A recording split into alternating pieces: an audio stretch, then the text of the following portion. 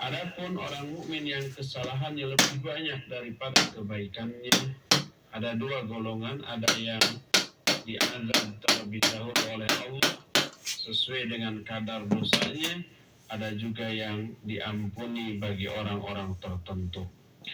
Inilah penjelasan hadis yang pertama yang menjadi dalil dari hadis tentang keutamaan tauhid, yaitu hadis dari Ubadah bin As-Samit radhiyallahu anhu. Kita lanjutkan ke hadis yang kedua yang menjadi dalil tentang keutamaan tauhid. Hadis ini diterima dari Itban bin Malik, salah seorang sahabat bangsa Ansor. Dia dulu pernah Nabi sholat bersama Nabi Shallallahu Alaihi Wasallam, tapi pandangan matanya kabur, sudah rabun, sehingga berat bagi dia untuk datang ke masjid, sementara antara rumah dengan masjidnya itu agak jauh. Maka dia meminta kepada Nabi Shallallahu Alaihi Wasallam agar Nabi datang ke rumahnya lalu sholat di salah satu pojok rumahnya, di dalam rumahnya, lalu tempat sholat Nabi tersebut akan dia jadikan sebagai tempat sholat dia di rumahnya. Nabi datang kepada orang ini beserta beberapa sahabat besar, di antaranya Abu Bakar dan Umar. Lalu masuk ke dalam rumah, lalu kata Nabi SAW, "Aina turidu an usolliya?" Di tempat mana yang kamu inginkan aku sholat di dalam rumahmu ini? Lalu Itban menyatakan, "Sholli hahuna," sholatlah di sini. Lalu Nabi SAW sholat 2 rakaat dengan para sahabat. Setelah sholat lalu beliau duduk, kemudian dijamu oleh sahabat Itban ini. Kemudian mereka berdiskusi. Lalu di dalam rumah Itban tersebut ada seseorang yang namanya Malik bin Dukhshum dibicarakan. Di dalam majelis itu sebagian sahabat menyatakan dia munafik. Berkatalah Rasul sallallahu alaihi wasallam, "La taqul hakadha. Alaysa yashhadu an la ilaha illallah wa anna Muhammadar Rasulullah?" Faqalu na'am. Qal fa inna Allah harrama 'alan nari man qala la ilaha illallah yabtaghi bidzalika wajha Allah. Kata Nabi SAW, jangan kalian berbicara begitu. Jangan mengatakan bahwa Malik bin Dukhshum ini seorang munafik. Bukankah orang itu bersaksi la ilaha illallah dan Muhammad itu utusan Allah? Para sahabat menjawab iya. Lalu Nabi bersabda, sesungguhnya Allah mengharamkan atas neraka bagi orang yang mengatakan la ilaha illallah dan dia hanya mengharapkan wajah Allah dengan perkataannya. Hadis ini diriwayatkan oleh Imam Al-Bukhari dan Imam Muslim dalam Sahih Bukhari. Bisa kita lihat dalam kitab Shalah bab Al-Masajid fil Buyut. Juga oleh Imam Muslim dalam Sahih Muslim Kitabul Masajid bab Ar-Rukhsah fit Takhalluf anil Jamaah bi udhrin. Hadis ini sahih. Dalam hadis ini Nabi SAW melarang para sahabat untuk memvonis seseorang dengan vonis munafik, karena mereka tidak mengetahui isi hati orang tersebut. Orang itu secara lahiriah mengatakan asyhadu an la ilaha illallah wa anna Muhammadar Rasulullah, bersyahadat.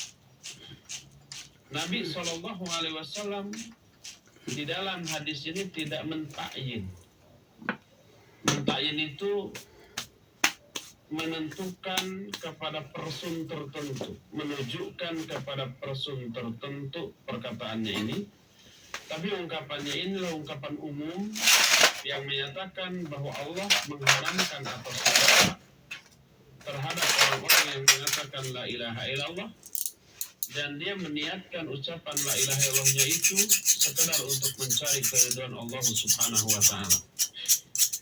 Beliau melarang kita memvonis orang yang secara lahiriah menampakkan keislaman, kemudian kita vonis dengan vonis-vonis buruk yang secara syar'i buruk, bahwa dia munafik, bahwa dia riya, bahwa dia fasik, atau dengan vonis-vonis yang sejenisnya. Tidak boleh. Karena seandainya setiap orang boleh memvonis orang lain hanya berdasarkan dhon, berdasarkan dugaan, berdasarkan sangkaan, maka rusaklah alam dunia, rusak pula lah kehidupan manusia di akhiratnya. Oleh karena itulah, maka tidak boleh kita memvonis seseorang hanya berdasarkan dugaan atau rekaan. Lahiriahnya orang itu baik, bagus, lalu kita curigai aspek batinnya atau aspek hatinya. Jangan-jangan dia ria, jangan-jangan dia itu pura-pura, jangan-jangan dia itu begini dan begitu. Itu tidak boleh. Fahkum bidawahirikum walatahkum bisarairikum. Hukumilah segala sesuatu itu dengan hal-hal yang zahir, yang nampak. Sudah Jangan berkerak. menghukumi dengan sesuatu yang tersembunyi. Habis pakai dimandiin terus digantung. Yang ada di dalam dadanya. Jadi itu tidak dikeringkan dulu, tidak dijemur, akhirnya begini. Jiwa itu urusan Allah Subhanahu wa taala. Adapun kita hanya menghukumi apa yang zahir, yang nampak menurut mata kita. Adapun yang dimaksud sabda Nabi Sallallahu Jadi kalau sudah berkerak begini, jangan sekali-kali digunakan hampas, nggak boleh. Saya pakai cutter tapi ujungnya. Jadi kalau dikerik itu kesininya itu maka lebih halusnya itu halus bening. Orang itu terhalang dari adab neraka, atau sebaliknya neraka terhalang untuk menyentuh orang itu, untuk mengadab orang itu, untuk membakar orang itu. Adapun yang dimaksud mengqala la ilaha illallah, Allah mengharamkan atas neraka orang yang mengatakan la ilaha illallah. Tapi ada tapinya, dengan syarat dia ikhlas dalam mengatakan la ilaha illallahnya tersebut dengan dalil ya bataghi bidzalika wajh Allah. Dia hanya menginginkan dengan ucapannya itu wajah Allah Azza wa Jalla. Yang dimaksud dengan menginginkan wajah Allah Azza wa Jalla artinya bisa melihat wajah Allah, dan bisanya seseorang melihat wajah Allah hanyalah bisa dilakukan di surga. Adapun kalau orang tidak masuk ke surga di akhiratnya alias ke neraka, dia tidak bisa melihat wajah Allah. Bintik-bintik. Dalam surah Kalau ini kan kelihatan harus kena gesekan oring sil gitu. Kalau ini tidak kasar. Tapi kalau udah dikerik halus enak. Sekali-kali tidak. Semuanya mereka pada hari itu, maksudnya pada hari kiamat. Yang dimaksud mereka di sini ahli neraka. Pada hari itu terhijab dari Allah Subhanahu wa taala. Terhijab itu terhalang, tidak bisa melihat wajah Allah Azza wa Jalla. Sehingga Al-Imam Syafi'i rahimahullah berdalil dengan ayat ini bahwa apabila ahli neraka terhalang melihat wajah Allah di akhirat, menunjukkan ahli surga tidak terhalang untuk bisa melihat wajah Allah Azza wa Jalla di akhirat nanti. Oleh karena itu dalam surah Al-Qiyamah Allah menyatakan wujuhu yawma idzin nadhirah, wujuhu yawma idzin nadhirah ila rabbiha nadhirah. Pada hari itu, hari kiamat maksudnya, ada wajah-wajah yang sumringah, wajah-wajah yang cerah, karena mereka bisa melihat kepada wajah Allah Azza wa Jalla. Ini pula lah yang disebut dengan az-ziyadah di dalam ayat lilladzina ahsanul husna wa ziyadah. Bagi orang-orang yang berbuat kebaikan ada balasan kebaikan pula, yaitu surga, wa ziyadah, dan ada tambahan balasan. Para ulama menyatakan bahwa yang dimaksud dengan nikmat tambahan yang diberikan kepada orang-orang yang berbuat kebaikan tersebut adalah bisa melihat kepada wajah Allah Azza wa Jalla. Nah, itu yang menjadi tujuan. Itu yang menjadi landasan seseorang mengatakan la ilaha illallah. Hanya ingin melihat wajah Allah di akhirat nanti, bukan yang lain-lainnya. Oleh karena itulah, maka makna dari yabtaghi bidzalika wajh Allah berarti orang itu mengatakan la ilaha illallah itu secara ikhlas, benar-benar ikhlas. Tapi kalau pakai tidak ada penyanyi motif-motif jadi duniawi, tidak ada misi-misi dan tendensi-tendensi pribadi untuk keuntungan pribadi dan duniawi dia. Tidak berpura-pura, tidak dalam rangka dipuji orang, diakui orang, keberadaannya, tidak. Tapi semuanya itu dilakukan, ucapan la ilaha illallahnya itu dilakukan hanya untuk bisa melihat wajah Allah Azza wa Jalla. Berdasarkan hal inilah maka orang yang mengatakan la ilaha illallah tapi tidak ikhlas, maka orang itu tidak akan terkena dengan hadis ini, tidak akan diharamkan untuk masuk ke dalam neraka. Artinya, walaupun ribuan kali mengatakan la ilaha illallah, tapi kalau tidak ikhlas, la ilaha illallahnya ditujukan untuk meraih keuntungan duniawi umpamanya, 10.000 kali la ilaha illallah biar dagangannya laku. Setelah dagangannya laku, laris, habis, berhenti la ilaha illallahnya tuh. La ilaha illallahnya umpah dalam rangka agar jabatannya naik. Setelah naik, berhenti itu la ilaha illallahnya. Maka itu berarti memiliki tujuan-tujuan duniawi, dan itu adalah sesuatu yang bisa menghancurkan pahala kebaikan dari amalnya. Berkata Syekh Al-Utsaimin, fal haditsu wadihud dilalah ala syartiyatil amal liman qala la ilaha illallah yabtaghi bidzalika wajh Allah. Hadis ini merupakan dalil yang jelas tentang disyaratkannya amalan bagi orang-orang yang mengatakan la ilaha illallah kemudian mencari wajah Allah Subhanahu wa ta'ala. Timbul sekarang pertanyaan, apakah kalau seseorang hanya mengatakan la ilaha illallah secara ikhlas, tapi dia tidak melaksanakan kewajiban dan tidak menjauhi larangan, salat dilalaikan, saum dilalaikan, thalabul ilmi dilalaikan, kewajiban dilalaikan, yang haram dilanggar, tapi dia mengatakan la ilaha illallah secara ikhlas, apakah terkena dengan hadis ini? Inilah yang banyak disalahfahami oleh orang.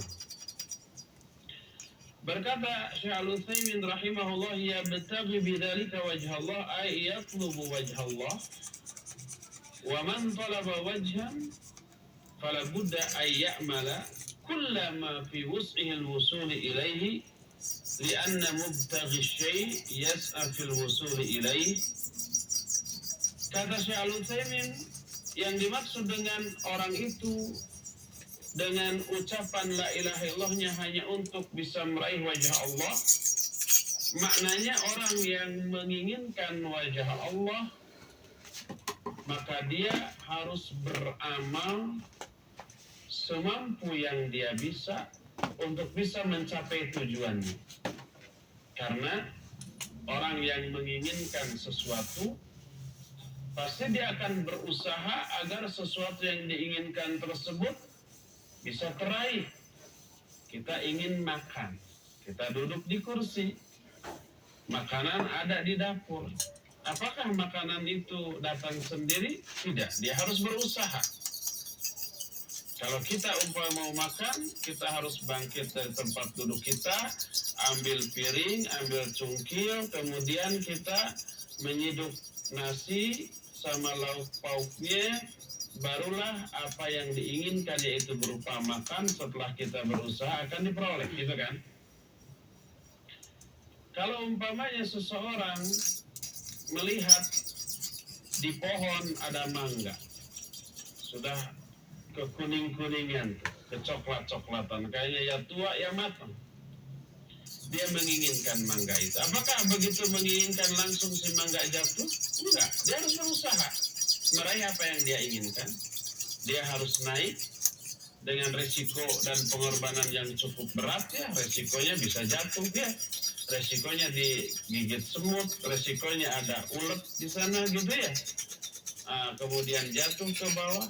Nah, dengan perjuangan dan resiko yang cukup berat dia ambil, dan setelah diambil tidak langsung bisa dimakan ya. Ambil pisau, dikupas, dikeret, kemudian barulah dia makan. Jadi setiap orang yang menginginkan sesuatu, dia wajib beramal, berusaha untuk meraih sesuatu yang diinginkan tersebut. Oleh karena itu, maka orang yang mengatakan la ilaha illallah, dengan ucapan la ilaha illallah itu dia menginginkan wajah Allah, maka wajib dia berusaha untuk bisa memperoleh wajah Allah itu dengan melaksanakan seluruh perintah Allah dan menjauhi semua larangannya. Berdasarkan hal itulah para ulama menyatakan hadis ini menjadi dalil yang jelas tentang disyaratkannya beramal bagi orang yang mengatakan la ilaha illallah, lalu dengan ucapan la ilaha illallah itu dia menginginkan dijauhkan dari api neraka. Wajib dia beramal. Bagaimana sebagian ulama ketika menjelaskan sabda Nabi SAW yang menyatakan miftahul jannati la ilaha illallah. Bahwa kunci surga itu apa? La ilaha illallah. La ilaha itu kunci surga. Tapi mereka menyatakan likulli miftahin asnan. Man ata bimiftahin la asna lahu la yuftahu lahu.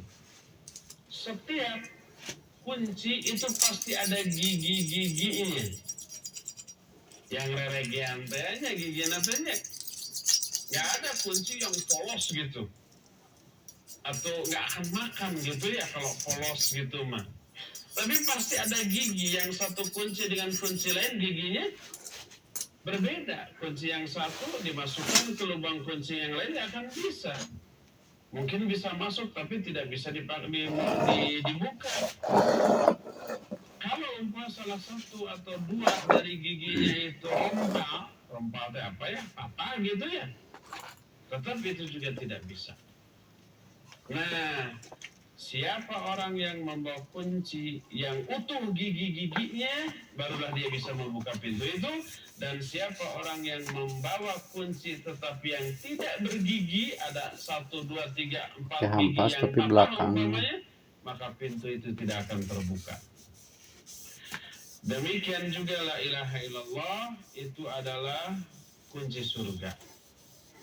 Tapi la ilaha illallah baru bisa berfungsi untuk membuka pintu surga apabila la ilaha illallahnya itu terpenuhi gigi-giginya, yang kemudian gigi-gigi dari kunci surga yang berupa la ilaha illallah ini disebut dengan sebutan syarat-syarat la ilaha illallah yang 7 ya. Saya yakin ikhwan dan akhwat di Masjid Al-Furqan ini sering mendengar syarat-syarat la ilaha illallah yang 7 beserta penjabarannya.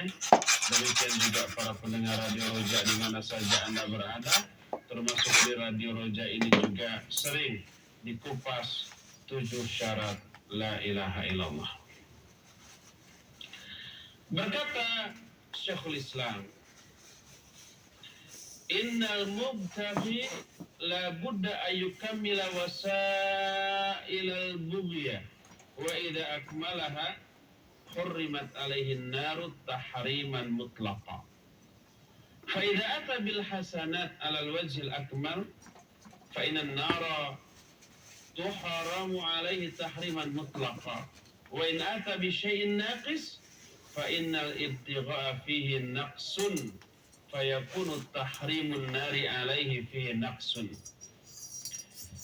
Orang yang menginginkan sesuatu, dia harus menyempurnakan ikhtiar untuk memperoleh sesuatu yang diinginkannya itu. Kalau dia menyempurnakan ikhtiarnya, maka diharamkan atas orang itu neraka dengan pengharaman yang mutlak. Maksud mutlak di sini seluruh jenis adab neraka mutlak tidak akan mengenai dia. Karena jenis-jenis adab dalam neraka itu kan berbeda-beda ya. Adab bagi orang yang meninggalkan sholat berbeda dengan orang yang diazab karena meninggalkan saum. Azab bagi orang yang membunuh berbeda dengan azab bagi orang yang menggibahi. Karena kadar dosanya beda, azabnya juga tidak akan sama, tapi beda. Jadi setiap azab disesuaikan dengan kadar kesalahan dan kadar dosanya sesuai dengan sifat keadilan Allah Azza wa Jalla. Kalau orang itu disebut diharamkan neraka atasnya dengan pengharaman yang mutlak, artinya jenis azab neraka apapun tidak akan mengenai dia. Bila seseorang melaksanakan kebaikan secara sempurna, maka haramlah atas orang itu neraka dengan pengharaman yang mutlak. Dan apabila seseorang melakukan kebaikan secara banyak kekurangan, tidak sempurna, berarti ikhtiar yang dia lakukan juga banyak kurangnya, banyak tidak sempurnanya, maka pengharaman neraka atas orang itu pun tidak mutlak alias tidak sempurna. Artinya akan ada jenis adab neraka tertentu yang mungkin mengenai dia. Akan tetapi tauhid yang dimiliki oleh orang itu, sesedikit apapun kadar tauhid itu, akan menghalangi orang ini dari kekal di dalam neraka. Demikian pula lah orang yang umpamanya wal'iyadzubillah berzina, yang meminum khamr atau mabuk atau mencuri atau berjudi dan seterusnya dan seterusnya.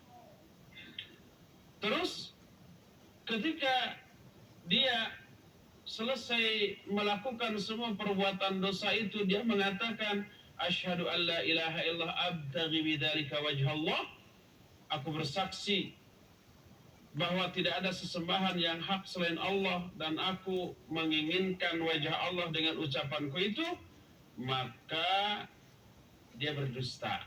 Ucapannya yang dusta. Kenapa?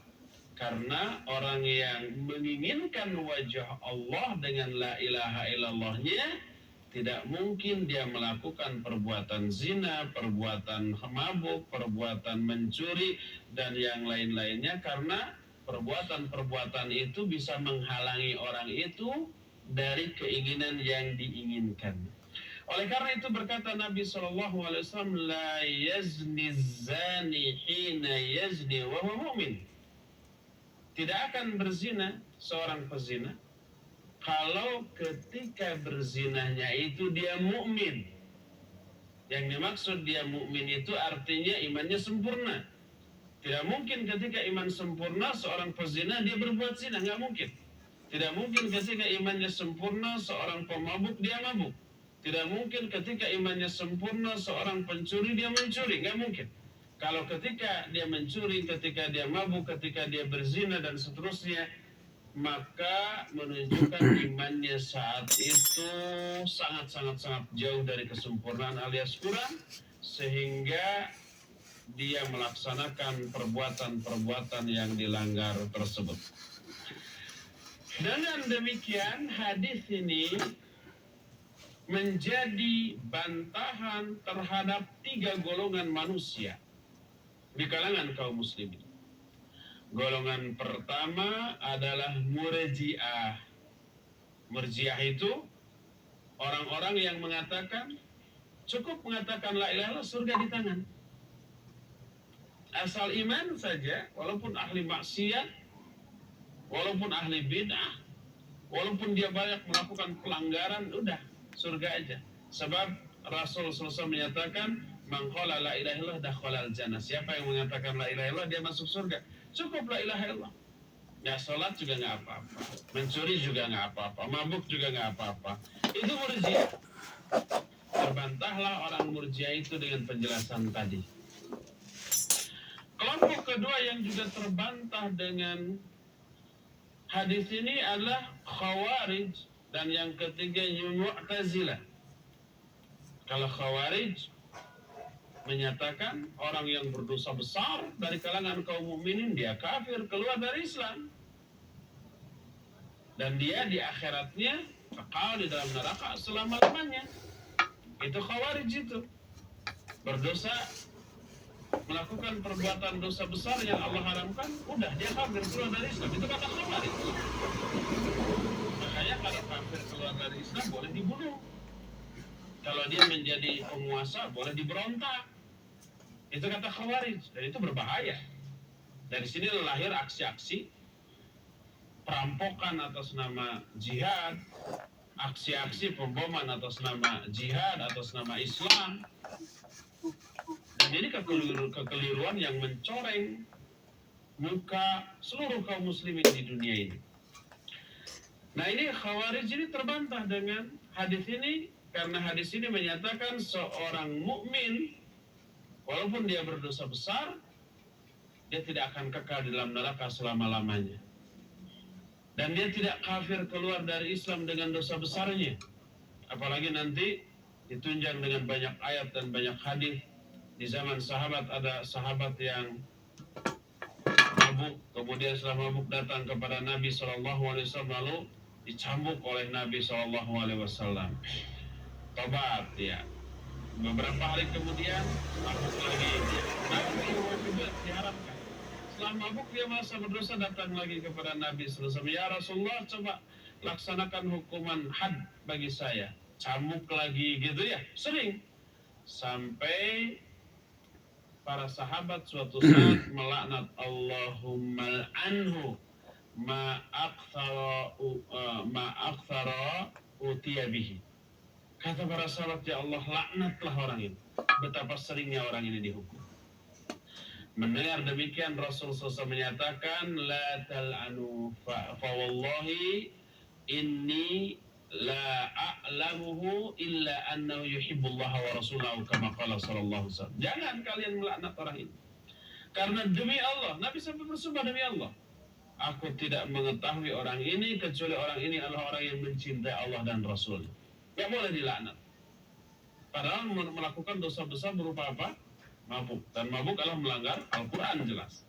Tapi oleh Nabi tidak dikafirkan. Dilaknat oleh para sahabat, dilarang oleh Nabi. Jangan melaknat orang ini. Orang ini mencintai Allah dan Rasul.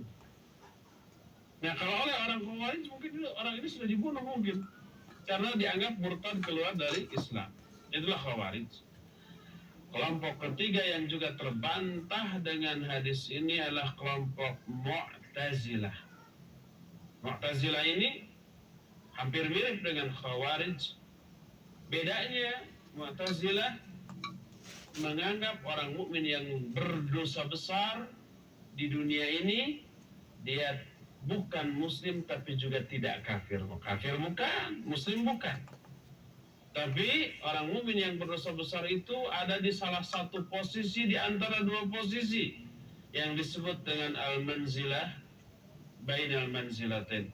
Itu perbedaan antara Mu'tazilah dengan Khawarij. Kalau Khawarij menyatakan orang mukmin yang berdosa besar itu adalah kafir, keluar dari Islam. Kalau Mu'tazilah tidak kafir tapi juga tidak mukmin. Tapi di akhirat Mu'tazilah dan Khawarij sama dalam hal menghukumi orang mukmin yang berdosa besar, yaitu dua-duanya berkeyakinan orang mukmin yang berdosa besar di akhiratnya kekal di dalam neraka. Bertolak belakang dengan Murji'ah. Murji'ah asal ada iman di hati sudah nggak akan ke neraka, surga walaupun dosa besar, gitu ya. Mana yang benar? Nggak ada yang benar. Murji'ah salah, Khawarij keliru, Mu'tazilah menyimpang. Yang benar adalah Ahlus Sunnah. Ahlus Sunnah menyatakan orang mukmin yang berdosa besar itu dia tetap mukmin dengan keimanannya, tapi dia fasik dengan kemaksiatan. Dia orang mukmin yang ahli maksiat. Sebagai orang mukmin yang ahli maksiat, dia tetap tidak boleh dianggap kafir. Dia tetap memperoleh hak-hak seperti umumnya orang mukmin. Kalau dia salam kita jawab, kalau kita bertemu boleh salam, kalau dia umpamanya sakit kita harus tengok, dan kalau dia meninggal umpamanya harus dimandikan, dikafani, disolatkan dan dikuburkan di pekuburan kaum muslimin dan didoakan, dimintakan ampun, dimintakan rahmat. Dan kalau dia menjadi imam, maka sah keimamannya dan kita boleh bermakmum di belakangnya seperti umumnya kaum muslimin yang lainnya. Itu orang mukmin yang ahli maksiat, tetap dia mukmin tetapi mukmin yang fasik. Adapun di akhiratnya terserah Allah. Kalau Allah menghendaki, Allah akan mengadabnya terlebih dahulu. Kalau Allah menghendaki, Allah akan mengampuninya dan tidak mengadabnya dan langsung masuk ke dalam surga. Tetapi kalau toh Allah mengadab, maka adabnya tidak akan abadi, tidak akan langgeng, tidak akan selama-lamanya kekal di dalam neraka. Wallahu a'lam bishawab. Inilah hadis yang kedua yang menjadi dalil tentang tauhid. Ikhwati fillah, azanillahu wa iyyakum. Baik ikhwan akhwat yang ada di Masjid Al-Furqan ataupun para pendengar Radio Roja, sore hari ini kita cukupkan sampai di sini dan kita masuki sesi tanya jawab. Dipersilakan kepada Akhi Fawas untuk memandu tanya jawab. Alhamdulillah. Terima kasih untuk Ustaz Jazakallah khairan atas materi yang telah disampaikan, dan selanjutnya kita akan memasuki sesi tanya jawab. Kami akan berikan kesempatan yang pertama dari telepon 0218236543, dan sudah ada penanya yang telah masuk via telepon kita. Angkat saja. Halo. Assalamualaikum. Waalaikumsalam warahmatullahi. Silakan Pak, dari mana? Dari Budi, Gunung Putri. Silakan Pak Budi. Ya, assalamualaikum Pak Ustaz. Waalaikumsalam warahmatullahi. Silakan. Begini Pak Ustaz, ini yang bid'ah ini Pak Ustaz. Kalau mereka ada acara kita nggak datang. Terus setelah acara selesai mereka itu datang ngasih makanan kotak itu ke kita Pak Ustaz. Iya. Nah terus suatu saat mereka tuh bilang acaranya mau, makanannya mau, acaranya nggak mau, makanannya mau gitu. Nah itu yang pertama.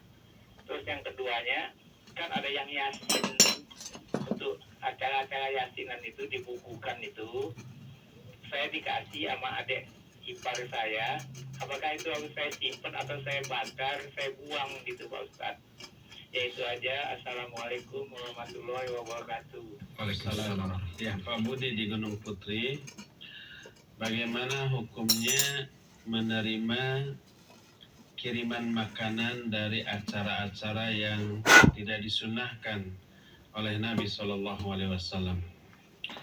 Terus bagaimana juga dengan komentar orang kalau kita terima, dikomentari acaranya anti, makanannya mau, gitu ya? Taib. Ini berkali-kali pertanyaan yang muncul, dan tidak hanya kepada para asatidzah di Indonesia, pertanyaan juga pernah diajukan kepada para masyaikh di Timur Tengah dan sudah diberikan jawabannya. Intinya begini, bahwa hukum asal seluruh makanan halal berdasarkan ayat walladzi ja'ala lakum ma fil ardi jami'an. Dialah Allah yang telah menjadikan semua yang ada di muka bumi ini untuk kalian, termasuk makanannya, termasuk binatang tunggangannya, itu halal bagi kita. Jadi hukum asal makanan halal, kecuali kalau ada dalil yang mengharamkannya, seperti daging babi, seperti bangkai, seperti darah, seperti sesembelihan yang tidak disebut nama Allah, dan dalam hadis disebutkan beberapa binatang bertaring, bercakar, dan seterusnya. Nah, semua yang ada dalilnya baru haram untuk dikonsumsi. Adapun kalau tidak ada dalil yang mengharamkannya, maka tetaplah dia dalam kehalalannya. Adapun makanan yang berasal dari acara-acara yang menyimpang, tidak ada dalil yang mengharamkannya. Bahkan dalil yang ada membolehkannya. Seperti halnya para sahabat di Mekah dahulu, mereka mengambil makanan-makanan yang disajikan sebagai sesajen bagi berhala-berhala orang-orang musyrik. Kemudian diambil oleh para sahabat dan dimakan, dan Nabi SAW tidak melarangnya, sehingga ini menjadi dalil tentang bolehnya memakan makanan dari acara-acara yang terlarang secara syar'i. Jadi hukum asal makanan itu adalah halal. Akan tetapi untuk orang-orang tertentu yang apabila dia menerima kiriman makanan tersebut, gitu ya, menimbulkan kesalahan, menimbulkan fitnah bagi orang awam, orang itu juga menerima bingkisan makanan dari acara ini, berarti acara ini boleh, gitu ya. Acara ini berarti boleh, gitu. Akhirnya timbul kesalahpahaman, maka sebaiknya tidak kita terima, bukan karena haramnya makanan itu, tapi dalam rangka untuk menghindarkan fitnah yang mungkin muncul akibat hal tersebut, termasuk adanya pelecehan, gitu ya. Mungkin saja mereka memancing, coba kita beri, kalau umpamanya dimakan, gitu ya, itu bisa jadi pelecehan bagi kita. Oh, dasar, gitu kan, ke acaranya nggak mau, gitu. Akhirnya itu jadikan bahan pelecehan bagi kita. Oleh karena itu, bila muncul fitnah-fitnah seperti itu, sebaiknya tidak diterima, bukan karena haramnya, tapi karena untuk menghindarkan fitnah yang muncul karena hal tersebut. Wallahu a'lam. Inilah yang pertama. Kedua, Pak Budi juga tadi bertanya bagaimana kalau dikirim buku yasinan, apa yang harus kita lakukan? Yasinan itu Al-Quran, yang tercetak di sana adalah surah Yasin, satu surat, gitu ya, surat ke-36, kemudian dijilid dijadikan buku kecil. Itu ya, itu adalah Al-Quran. Tidak boleh umpamanya untuk kita buang, kita hinakan, kita bakar, dan seterusnya. Kita boleh baca, tetapi membacanya tidak dalam rangka acara-acara yang tidak ada sunnahnya. Ya, kita hafalkan surat Yasin dan itu bagus. Kita baca surah Yasin, itu bagus, boleh dibaca juga di dalam sholat. Akan tetapi tidak boleh diyakini ada keutamaan tertentu tanpa penjelasan dari Rasul SAW tentang surah Yasin. Dianggap sama dengan surah-surah yang lainnya pada umumnya. Demikian kepada Bapak Budi, wallahu a'lam. Silakan lagi. Terima kasih Ustaz, jazakallah khairan atas jawabannya. Satu penanya di ujung telepon kembali, Ibu Surti di Condet, Jakarta. Silakan Bu. Assalamualaikum warahmatullahi wabarakatuh. Waalaikumsalam warahmatullahi wabarakatuh. Ustaz, saya ingin menanyakan begini,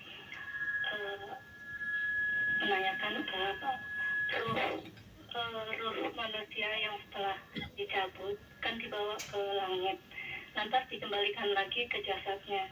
Yang saya tanyakan, kalau ia meninggalnya itu misalnya jatuh dari pesawat, jasadnya hancur, itu bagaimana Pak Ustaz? Ibu Surti di Condet, cukup satu aja dulu ya, karena masih antri ini pertanyaan. Pertanyaannya, ruh orang yang mati dicabut, dibawa ke langit, lalu dikembalikan lagi ke jasadnya di alam kubur. Bagaimana kalau jasadnya hancur? Bagaimana kalau umpamanya jasadnya itu bom bunuh diri ya, begitu meledak wah sudah nggak ketahuan di mana-mananya, atau dia nyebur ke laut dimakan oleh ikan-ikan, atau umpamanya dia meninggal di hutan gitu, tidak ada yang tahu, kemudian dimakan oleh binatang-binatang buas, atau tidak dikuburkan seperti orang-orang tertentu diawetkan menjadi mumi gitu ya, atau disalib kemudian dibiarkan sampai dimakan oleh burung-burung pemakan bangkai dan seterusnya. Nah, apakah orang itu masuk nggak ke alam kubur? Ya, jawabannya bahwa alam kubur itu alam gaib. Alam kubur bukanlah kuburan. Harus dibedakan antara alam kubur dengan kuburan. Kuburan bukan alam kubur, tapi masih alam nyata. Apa buktinya? Buktinya bisa kita apa-apakan, bisa kita gali, bisa kita pindahkan gitu ya, bisa kita rubah-rubah. Itu menunjukkan kuburan itu alam nyata. Adapun alam kubur itu alam gaib yang kita tidak tahu di mana dan bagaimana kaifiatnya. Ya. Oleh karena itu, kalau jasad orang yang mati itu tidak dikuburkan, baik diawetkan melalui mumi tadi, atau dimakan binatang, atau meledak dengan serpihan yang tidak diketahui kemana-mananya, apakah orang itu masuk ke alam kubur? Iya, masuk ke alam kubur walaupun tidak dikuburkan. Terus bagaimana masuknya ruh itu ke dalam jasad? Bukankah jasadnya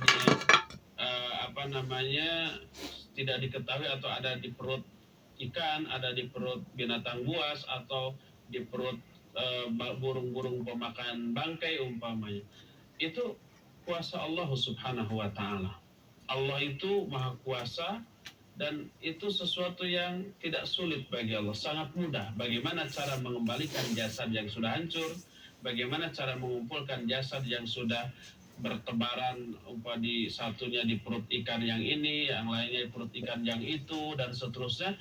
Itu urusan Allah. Kita nggak perlu repot-repot memikirkan bagaimana caranya. Itu urusan Allah. Kalau kita yang melakukannya, kita nggak akan bisa. Tapi kalau Allah yang melakukannya, itu sangat mudah. Yang jelas, Allah melalui penjelasan Rasulnya SAW dalam hadis sahih riwayat Imam Bukhari dan Imam Muslim dari Al-Bara bin Azib radhiyallahu anhu menyatakan bahwa ruh yang sudah dicabut dibawa ke langit kalau dia orang mukmin, terus sampai ke langit ketujuh, Allah menyatakan kembalikan lagi dia ke jasadnya di alam kubur. Adapun bagaimana prosesnya, itu kuasa Allah Subhanahu wa Ta'ala. Kita tidak perlu ikut repot memikirkan. Wallahu a'lam bishawab. Silakan lagi Pak. Baik, terima kasih Ustaz, jazakallah khairan. Dan pertanyaan berikutnya yang ketiga masih dari telepon, ada Ibu Nurma di Lampung. Silakan Ibu. Assalamualaikum. Waalaikumsalam warahmatullahi wabarakatuh. Ini Ustaz, saya ingin bertanya, nanti saatnya saya itu ada yasinan, suami saya menariknya, terus saya tidak mau memasakkannya, saya itu termasuk itu yang durhaka terhadap suami. Apabila suaminya marah, itu aja Ustaz. Wassalamualaikum warahmatullahi wabarakatuh. Waalaikumsalam warahmatullahi wabarakatuh. Nah, baik, pertanyaan Ibu Nurma tadi, bagaimana hukumnya apabila di lingkungan kami ada yang meninggal, kemudian suami menyuruh Ibu tadi untuk melakukan ritual yasinan, Ustaz, dan beliau tidak mau, kemudian suami marah, apakah saya termasuk ke dalam istri yang durhaka?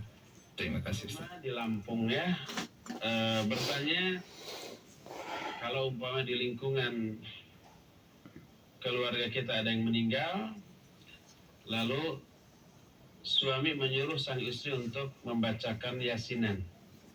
Istri tidak menurut, suami marah. Apakah durhaka enggak istri? Iya. Pertama, bagaimana hukum yasinan? Adakah dalilnya? Artinya membacakan surah yasin kepada orang yang mau meninggal atau orang yang sudah meninggal. Dalilnya ternyata ada. Dan itu salah satunya termuat dalam kitab Bulughul Maram yang disusun oleh Imam Ibnu Hajar Al-Asqalani rahimahullah. Rasulullah SAW menyatakan, aqri'u ala mautakum surat Yasin. Bacakan oleh kalian kepada orang yang meninggal di kalangan kalian surah Yasin. Lalu kata Imam Ibnu Hajar, hadis ini diriwayatkan Imam Al-Baihaqi dengan sanad yang dhaif sekali.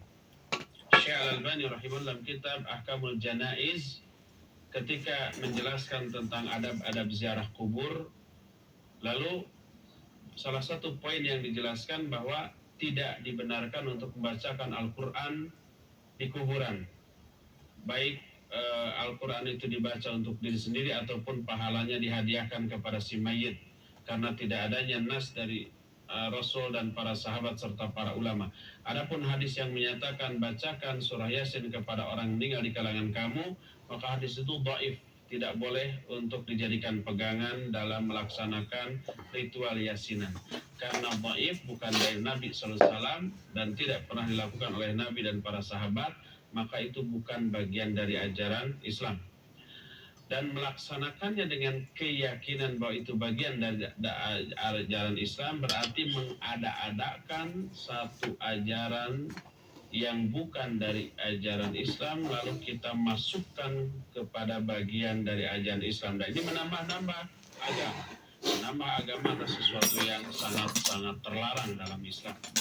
Oleh karena itu, hukum membaca surah Yasin secara spesial kepada orang yang mati adalah sesuatu yang bukan bagian dari ajaran Islam. Kalau umpamanya seorang suami menyuruh istrinya untuk melakukan sesuatu yang terlarang secara syar'i, maka istri tidak boleh menurutinya, tidak boleh mengikutinya. Karena Nabi bersabda, la ta'ata li makhluqin fi maksiatil khaliq. Tidak boleh taat kepada makhluk dalam rangka bermaksiat kepada Khaliq. Kalau maksiat saja tidak boleh, apalagi kebid'ahan yang kadar dosanya di atas kemaksiatan. Ini lebih tidak boleh lagi. Berdasarkan hal itulah apabila ibu tidak mengikuti perintah suami dalam melaksanakan sesuatu yang terlarang tadi, maka ibu tidak berdosa selama cara ibu untuk menolaknya juga dengan cara yang baik. Maka ibu tidak berdosa, tapi insya Allah dapat pahala dari penjelasannya. Tapi kalau umpamanya ibu menolak, tapi cara penolakannya kasar, cara penolakannya itu menyimpang dari aturan Al-Quran dan As-Sunnah, seperti membentak suami, seperti mengata-ngatai suami dengan perkataan yang menyinggung perasaannya, ibu bisa berdosa. Bukan dosa karena menolaknya, tapi dosa karena cara menolak yang kasar. Begitu ibu di Lampung. Wallahu a'lam bishawab. Silakan lagi Fawas. Baik, terima kasih Ustaz Jazakallah khairan. Satu pertanyaan melalui pesan singkat kita angkat dari pendengar kita. Ustaz, mohon nasihatnya, bagaimanakah bagi sebagian kaum muslimin yang teguh menegakkan tauhid dan memiliki tauhid yang lurus, akan tetapi dari sisi muamalah masih suka untuk berkata bohong dan tidak jujur. Bagaimanakah nasihat yang terbaik bagi saudara kita yang demikian? Jazakallah khairan Ustaz. Iya. Bagaimana nasihat bagi orang-orang ikhwan akhwat yang tauhidnya lurus? Karena dia ngaji sudah tahunan, manhajnya lurus, tapi sebagian muamalahnya buruk, umpama berdusta, umpama bergibah gitu ya, umpamanya masih suka ikhtilat dan seterusnya. Iya,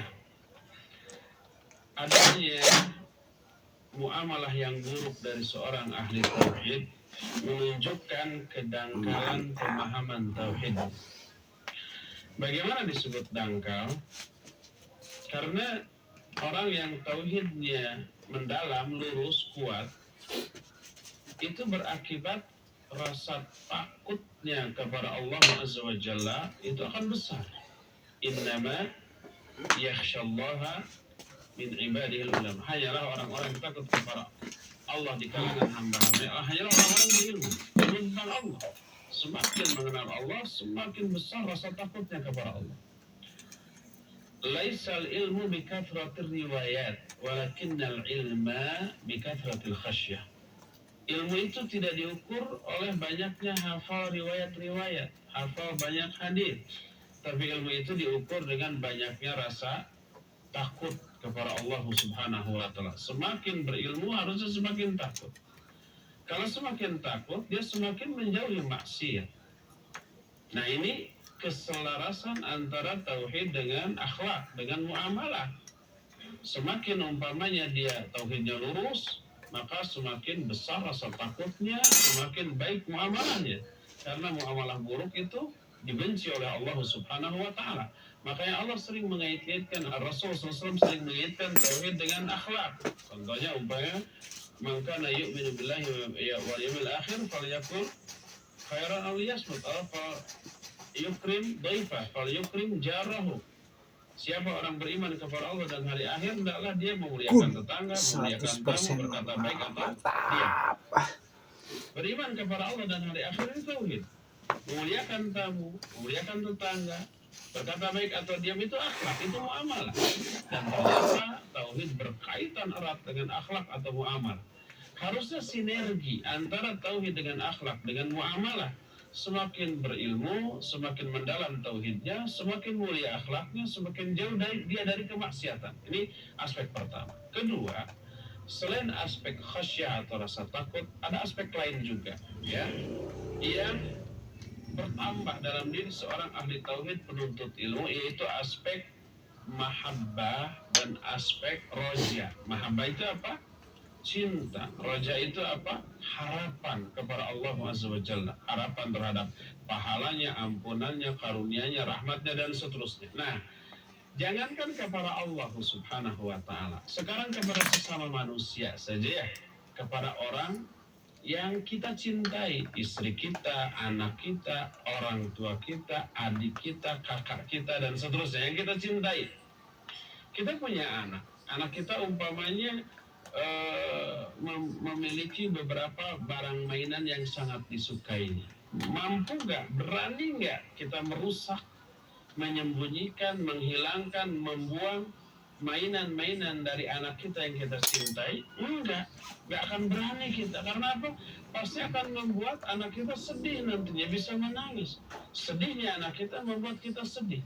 Mungkin kesedihan kita lebih besar dibanding kesedihan anak kita karena kehilangan mainannya. Kita lebih sedih lagi melihat anak kita sedih, gitu kan.